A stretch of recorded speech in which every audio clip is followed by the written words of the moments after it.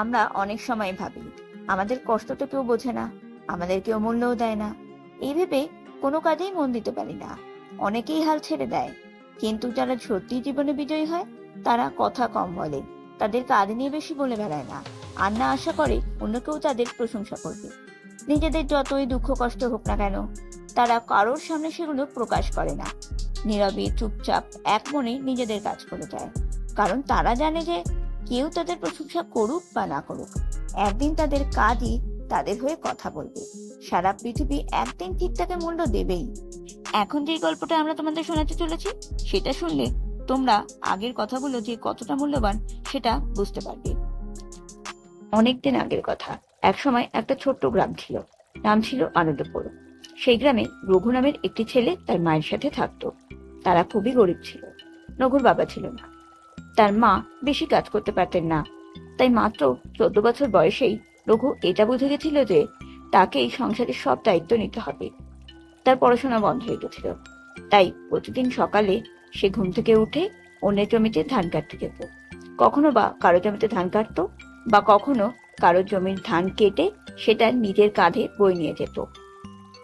রঘু বেশি হাসতো না, কথাও বেশি বলতো না, কোনো অভিযোগও করতো না।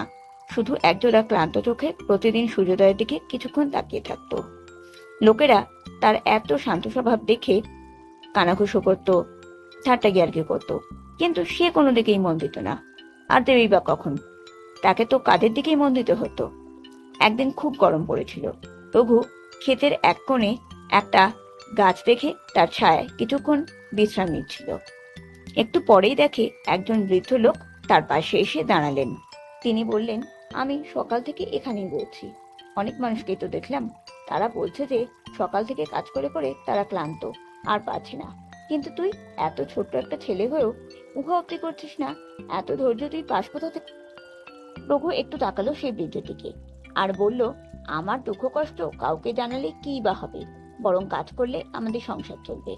বৃদ্ধ মানুষটি রঘুর কথায় বেশ খুশি হলেন, আর নিজের থলে থেকে একটা সোনালী রঙের ধানের শীষ রঘুর হাতে দিয়ে বললেন, এই ধানের শীষটা তুই বাড়িতে যেখানেই রাখবি সেখানেই ধান গজে উঠবে।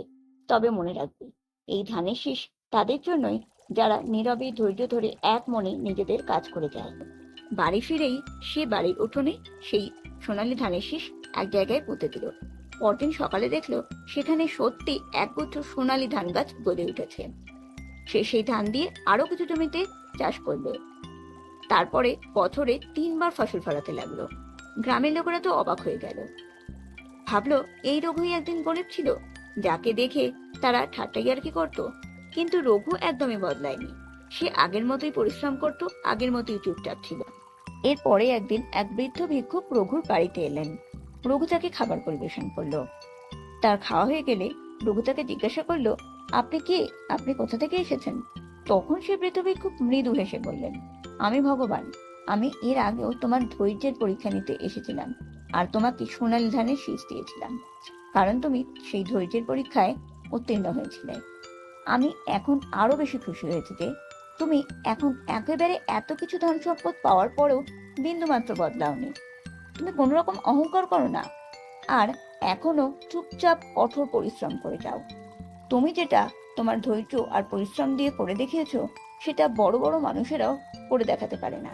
এই গল্প থেকে আমরা এই শিক্ষা পাই যে ধৈর্য ধরে যে শুধুমাত্র নিজের লক্ষ্যের দিকে তাকিয়ে এক মনে পরিশ্রম করে যায়, সে কোনো না কোনো উপায়ে নিজের পরিশ্রমের ফল পাবেই। এই গল্পে বৃদ্ধ লোকটি আসলে একজন প্রতীক, যিনি ভগবান বা এমন কেউ যিনি আমাদের কতটা ধৈর্য আর পরিশ্রম করার ক্ষমতা বা ইচ্ছা আছে তা লক্ষ্য করেন। মানে আমাদের এই জীবন প্রতিনিয়ত আমাদের পরীক্ষা নিয়ে চলেছে। আমাদের উচিত শত দুঃখ কষ্টের মধ্যেও ধৈর্য না হারিয়ে নিজেদের লক্ষ্যের দিকে এগিয়ে যাওয়া। মুখে বড় বড় কথা না বলে বা অযথা সারাক্ষণ অভিযোগ না করে সেই সময়টা নিজেদের কাজে লাগানো উচিত। তাই ধৈর্য ধরে এক মনে নিজের কাজ করে যাও।